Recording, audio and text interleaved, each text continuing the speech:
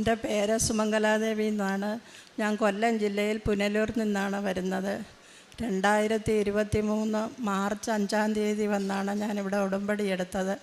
എൻ്റെ കാലിൽ 2 മുട്ടിനും തേയ്മാനമായി. എനിക്ക് നടക്കാൻ പറ്റാത്ത അവസ്ഥയായിരുന്നു. അങ്ങനെ ഒരു ചേച്ചി എന്നോട് പറഞ്ഞു, ഈ കാലിൻ്റെ വേദനകളെല്ലാം മാറും, നീ ഉടമ്പടി കൃപാസനത്തിൽ പോയി ഉടമ്പടി എടുത്ത് പ്രാർത്ഥിക്കുമെന്ന് പറഞ്ഞു.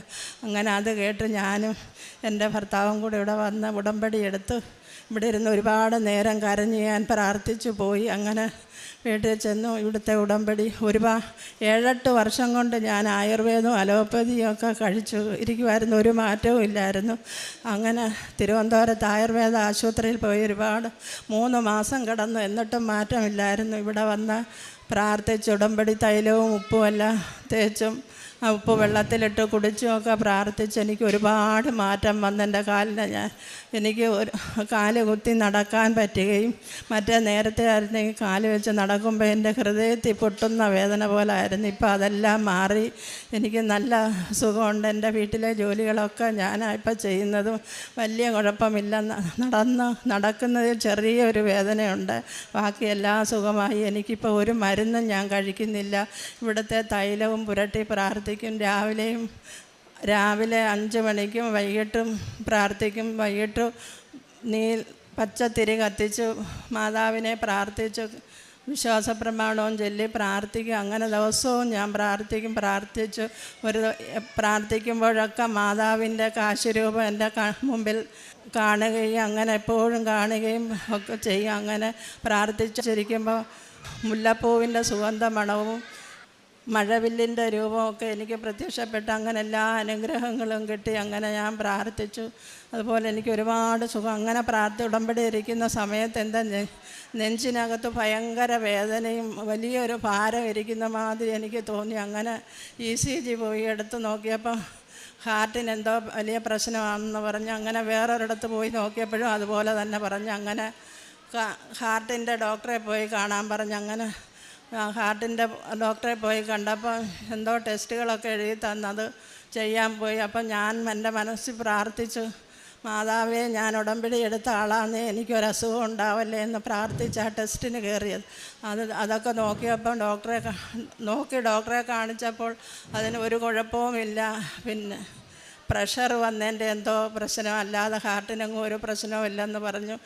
പിന്നെ പ്രഷറിൻ്റെ മരുന്ന് മാത്രം കുറിച്ച് എനിക്ക് തന്നു. അങ്ങനെ എനിക്കിപ്പോൾ ഹാർട്ടിൻ്റെ ആ ഭാരവും എല്ലാം മാറി. ഇപ്പം എനിക്ക് ഒരു കുഴപ്പവും ഇല്ല. എനിക്ക് അങ്ങനെ നല്ല സുഖമുണ്ടാകും. നെഞ്ചിൻ്റെ പ്രശ്നം ഇതുവരെ ഇല്ല. ജോസഫ് അച്ഛനെ കണ്ട് കാശുരൂപം വെച്ച് എൻ്റെ ഉച്ചയിൽ വെച്ച് പ്രാർത്ഥിച്ചതിന് ശേഷം ഇന്ന് വരെ എനിക്ക് ആ ഹൃദയത്തിൻ്റെ ഭാരം ഉണ്ടായിട്ടില്ല. മറ്റേ ഒരു വലിയ ഭാരം ഇരിക്കുന്ന മാതിരിയായിരുന്നു എനിക്ക് തോന്നുന്നത്. ഇപ്പം അതെല്ലാം മാറി എനിക്ക് നല്ല സുഖം കിട്ടി. അതുപോലെ എൻ്റെ അമ്മ 82 വയസ്സുള്ള ഒരമ്മയെ വീണ് അവരുടെ നട്ടെല്ലിനൊരു പ്രശ്നമുണ്ടായി, പൊട്ടൽ പോലായി. ഡോക്ടർ പറഞ്ഞ് എഴുന്നേറ്റ് നടക്കത്തില്ല, റെസ്റ്റ് എടുത്ത് കിടക്കണം, അല്ലാതെ ഒന്നും ചെയ്യാൻ പറ്റത്തില്ലെന്ന് പറഞ്ഞു. അങ്ങനെ എൻ്റെ അമ്മയെ വെച്ച് ഞാൻ പ്രാർത്ഥിച്ചു.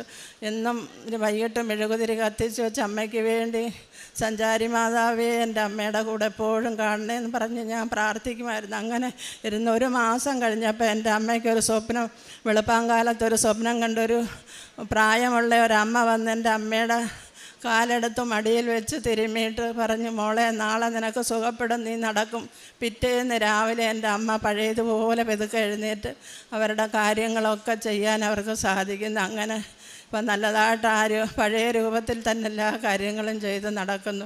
ഞാനിപ്പോഴും മാതാവേ, ഈശോയെ, എൻ്റെ അമ്മയുടെ കൂടെ എപ്പോഴും ഉണ്ടാകണേ എന്ന് ഞാൻ പ്രാർത്ഥിക്കുമായിരുന്നു. അങ്ങനെ എല്ലാ സുഖങ്ങളും ഞാൻ എന്തെങ്കിലും മനസ്സിൽ വിചാരിച്ചൊരു വിഷമം തോന്നിയാൽ എനിക്ക് സാധിച്ച് തരും. മക്കൾക്ക് അമ്മ എന്നതുപോലെ നിത്യവും എൻ്റെ സഹായത്തിന് അമ്മ കൂടെ ഉണ്ട്. ഈശോയും മാതാവും എൻ്റെ കൂടെ എപ്പോഴും ഉണ്ടാകും. അങ്ങനെയുള്ളൊരു സമാധാനവും സന്തോഷവും എനിക്കുണ്ട്.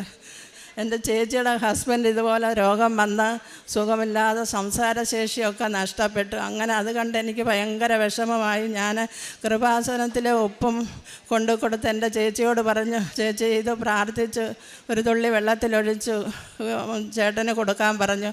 അങ്ങനെ കൊടുത്ത് 3-4 ദിവസം കഴിഞ്ഞപ്പോൾ ചേട്ടൻ അത്യാവശ്യം കാര്യങ്ങളൊക്കെ പറഞ്ഞു. എന്തെങ്കിലും ആവശ്യമുണ്ടെങ്കിൽ പറയുകയും അത് വേണമെന്ന് പറയുകയും ഒക്കെ ചെയ്യും. അങ്ങനെ ഒരുപാട് മാറ്റമുണ്ടായി. എനിക്ക് സുഖമില്ലെങ്കിൽ എൻ്റെ കുഞ്ഞുമകൻ്റെ കൂടെ ബാംഗ്ലൂരിൽ പോകാൻ ആരുമില്ല. അവന് പോകണമെന്നൊരാഗ്രഹം എൻ്റെ അനിയത്തിയുടെ കൂടെ.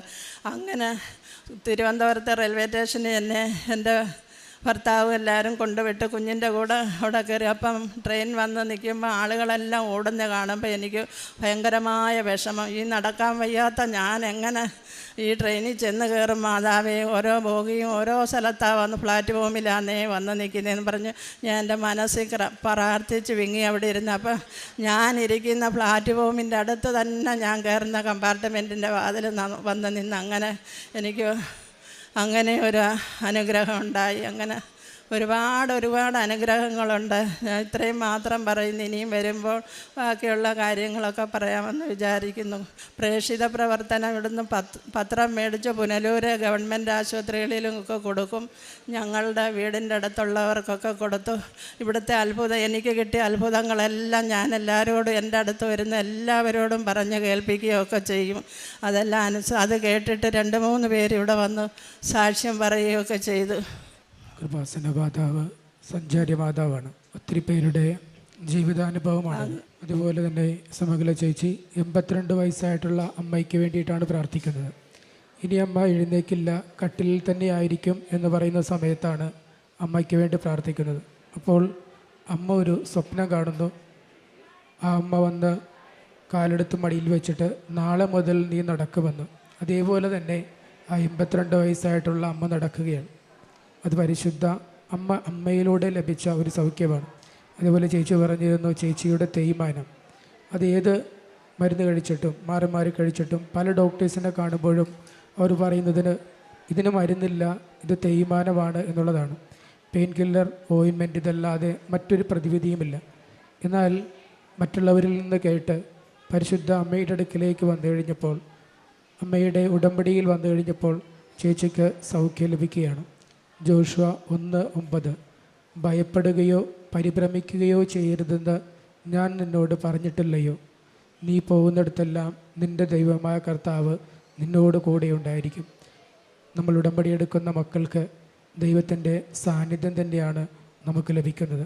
പരിശുദ്ധ അമ്മയിലൂടെ ദൈവം നൽകിയ അനുഗ്രഹങ്ങൾക്ക് കൈയടിച്ച് ദൈവത്തെ മഹത്വപ്പെടുത്താം. യേശുവേ നന്ദി, യേശുവേ സ്തോത്രം, യേശുവേ ആരാധന.